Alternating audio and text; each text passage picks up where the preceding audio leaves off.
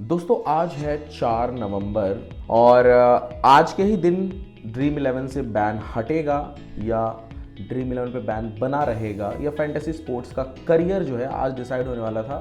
4 नवंबर के दिन supreme court का फैसला आने वाला था, लेकिन जैसे कि आप सबने देखा होगा, न्यूज़ में भी पढ़ लिया होगा कि डेट को एक्सटेंड कर दिया गया है। डेट को अब 26 नवंबर कर दिया गया है। अब जब डेट को बढ़ाया जा रहा है तो आपको ऐसे कुछ पॉजिटिव साइन नहीं मिल रहे कि वापस से फैंटेसी स्पोर्ट्स या फिर इस टाइप के गेम्स चालू हो जाएंगे। देखो अभी अभी क्या हो रहा है कि मेजरली लोग इसको बिहार के इलेक्शन से भी कनेक्ट कर रहे हैं, क्योंकि बिहार में इलेक्शन है और आपको भी पता है कि जितने भी पॉलिटिशियंस हैं इनको जो फंड जाता है उसमें कुछ हिस्सेदारी ये गेमिंग इंडस्ट्री की भी रहती है।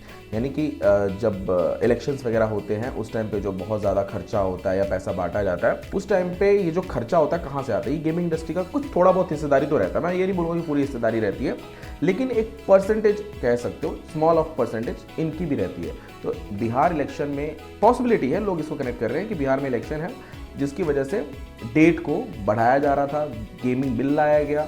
अब डेट को एक्सटेंड करके पॉसिबिलिटी है कि अब इसको वापस से अनबैन करेंगे। और भी ऐसे बहुत सारे पॉजिटिव न्यूज़ आ रहे हैं कि आईपीएल से पहले फैंटेसी स्पोर्ट्स पे जो ऑनलाइन गेमिंग बिल पास हुए इसको हटा दिया जाएगा। और पिछले भी अगर आप रिकॉर्ड देखोगे तो ऐसे हैं कई कानून जिनको सेंट्रल गवर्नमेंट ने पास किया, बाद में सुप्रीम कोर्ट ने उसको हटा दिया है। ऐसे कई कानून हैं। अब हम ये समझते हैं कि ये जो 26 नवंबर को जो डेट है उस दिन का सच में ये बैन हटेगा या बैन लगा रहेगा, इसको भी थोड़ा डिस्कस कर लेते हैं। और उसके बाद हम ये समझेंगे कि अगर हटता है तो क्या बेनिफिट होगा और अगर नहीं हटता है तो किस तरीके के रेवेन्यू एंड बिजनेस मॉडल बने रहेंगे। सबसे पहले तो ये जो 26 नवंबर में बार बार बोल रहा हूँ, इस दिन सुप्रीम कोर्ट ने एक चीज़ और क्लियर कर दी है कि भाई जो भी, पहली बात तो सेंट्रल गवर्नमेंट से ये सारी चीज़ें एक्चुअली रिप्लाई मांगा गया है कि आप रिप्लाई दो कि जितने भी ये गेमिंग फंड्स है, इस जो आपने एक्ट लाया है इस एक्ट से एक्चुअल में क्या फ़ायदा हो रहा है, वो पूरा रिप्लाई मांगा है। और ये गेमिंग फंड किस तरीके से घूम रहा था उसका रिप्लाई मांगा। और प्लस अगर उन्होंने रिप्लाई किया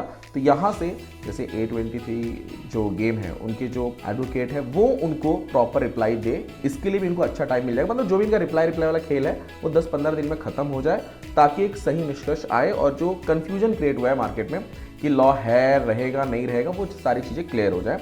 तो 26 नवंबर तक ये सारी चीज़ें क्लियर हों, इसके लिए अच्छा टाइम दोनों ही तरफ दिया गया है। अब हम ये समझते हैं कि अगर ये बैन हट गया तो सबसे पहली बात तो हटने के बाद इस टाइप की जो इंडस्ट्री है इनको बहुत ज़्यादा फायदा होगा और नए बहुत सारे skill based game applications live होंगे। अब ये सोचो कि अगर ये गेम जो अभी बैन लगा हुआ है ये नहीं हटा तो क्या होगा। हालांकि अगर आपने देखा होगा तो ड्रीम 11 जो है, जो कि इस टाइम पे अगेन वापस ट्रेंडिंग में आ गया है, अगेन प्रमोशन उन्होंने स्टार्ट कर दिया है। मैं एक स्क्रीनशॉट लगा देता हूं इस वीडियो में, आप देखना। अगेन उन्होंने प्रमोशन चालू कर दिया है। ड्रीम 11 अपने यूजर को हिलने नहीं दे रहा है। ड्रीम 11 ने नए अपडेट्स ला दिए, एडवर्टीजमेंट से जो उनको रेवेन्यू बन रहा है वो विन कैश प्राइस दे भी रहे हैं। अभी तक फैंटेसी जो एप्स थे इस टाइप के, ड्रीम 11 टाइप के, वो लोगों ने हार नहीं माना है। अगर ऐसा होता कि पूरा बैन ही लगना ही था, फिक्स ही था, तो पॉसिबिलिटी थी कि इस टाइप के एप्लीकेशन बंद ही हो जाते हैं। लेकिन सिनेरियो चेंज हुआ है। अभी यहाँ पे कैश प्राइस फिर भी मिल रहा है। यूजर को एक्टिव रखने के लिए, यूजर को ऐप पे बनाए रखने के लिए इन लोगों ने तरीका थोड़ा सा बदल दिया है, एडवर्टीजमेंट सिस्टम को इंप्लीमेंट कर दिया है। तो इससे भी एक पॉजिटिव साइन मिलता है कि फ्यूचर में ये ऑन हो जाएगा।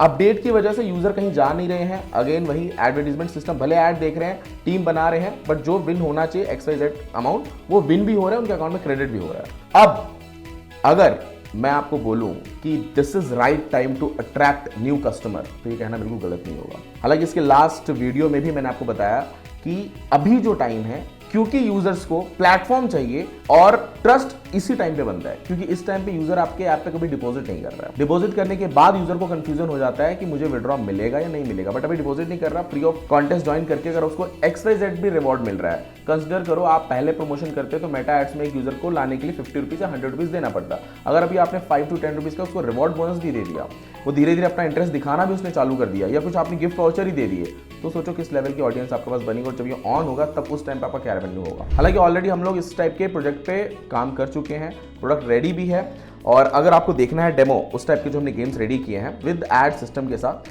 तो आप हमारी टीम को कॉल कर सकते हो, नीचे डिस्क्रिप्शन बॉक्स में कॉन्टैक्ट नंबर दिया हुआ है। और अगर आपको इस प्रोजेक्ट के बारे में डिटेल में डिस्कस करना है, समझना है, एक गेमिंग इंडस्ट्री के बारे में भी हो सकता है, या फिर आपके मन में कोई प्रोजेक्ट हो या आपके मन में कोई ऐप आइडिया हो, तो अगर आपको वो डिस्कस करना है तो नीचे मेरा कंसल्टेशन लिंक दिया हुआ है, स्क्रैच टू सक्सेस पे जाके आप डायरेक्टली कंसल्टेशन बुक कर सकते हो। हम लोग लाइव बातचीत करेंगे, आपके प्रोजेक्ट को समझेंगे, आपके प्रोजेक्ट को फ्रॉम स्क्रैच टू सक्सेस कैसे बनाना है उसका कंप्लीट फ्रेमवर्क दूंगा मैं आपको। मार्केटिंग स्ट्रैटेजी क्या होगी, कंपटीटर्स को हम एनालिस करते हैं, मार्केट में कैसे आपको ब्रांडिंग बनानी है, किस तरीके से आपको अपने आप को लाइव करना है, क्या पॉलिसीज होती हैं अपनी कंसोल्स की, बहुत सारी चीज़ें डिस्कस करते हैं। तो आप डायरेक्टली कंसल्टेशन भी बुक कर सकते हो।